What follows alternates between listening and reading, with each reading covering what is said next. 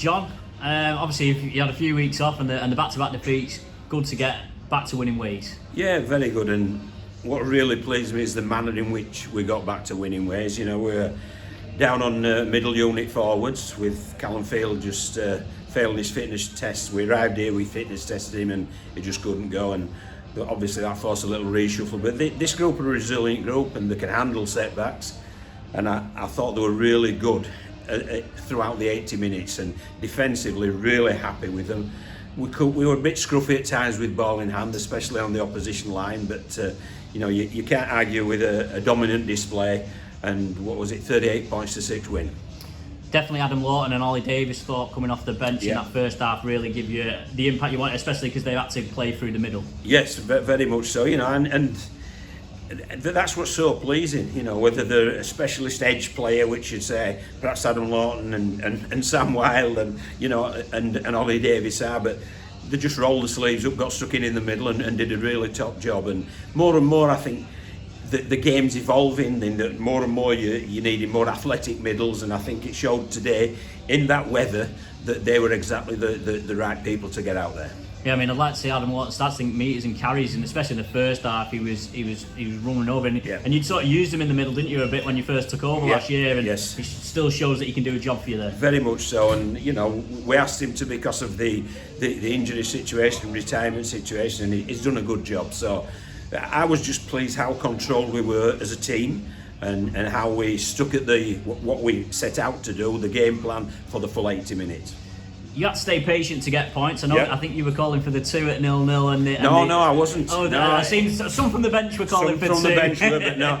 I mean, they could sense then, and we'd actually had a bit dominant possession at that point. So I think players can sense if they've dominated possession and the other team are about to go, you've got to leave it with them. But it was me that signalled for the 2 to make it 20 because it was let's win the game first before we start enjoying ourselves. So and it did. But no, I was really pleased with what they've done, and I think today probably you saw the difference that Tom Gilmore makes in how controlled we were throughout the full 80 minutes. Yeah, they obviously vindicated the decision to run because Ryan Ince scored off that set. Yes. How different were them 2 tries you scored right at the end of the first half? Did it make for a different half-time team talk? I guess you might have been a bit disappointed if it had only been 4-0 at half-time. No, because I felt that in this weather, ultimately, you know, if you've asked questions of the opposition, you've stressed their defence, they've been defending their own line. In this weather, at some stage, they're going to break, and I think that's basically what happened. And, you know, we had a pretty comfortable last 10 minutes or so. You mentioned Tom Gilmore. I've seen you having a bit of a crack and a joke with him when he kicked that touchline conversion at the end. Yes, well, I mean, it's solved a problem that we've had, hasn't it? Straight away we've seen that.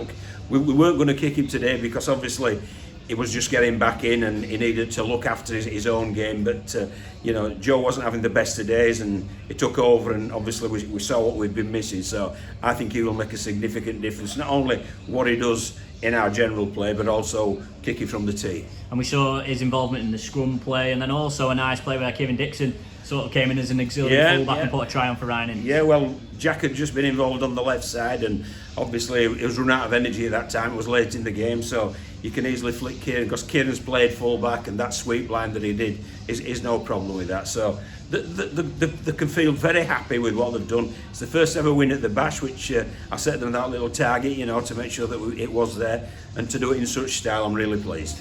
Owen Fountain went off with a cut. I presume that's all it was. Nothing too serious. No, he's just had it's just been stitched as his eye. So it's quite a deep one, but it should be okay. We've got 8 days now, haven't we? So it should be okay for next week. And what do you do moving forward? Your plan for middles? Is it a case of, you know, the lads that have been put in today have done such a good job that you can keep trusting them to do the work in the middle? Well, Ollie Davis it might have been a bit by default, but he had to play in the middle against Featherstone because of the situation with the head knocks.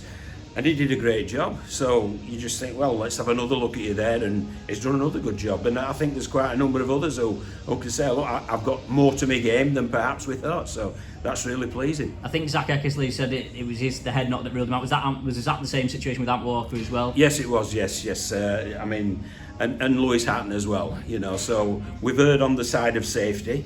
And I think, you know, you can't, when you've come away with the 38 points to 6, you can say that it was the right decision. But sometimes you have to make decisions in foresight, and you haven't got the benefit of hindsight. But in hindsight, it looks okay.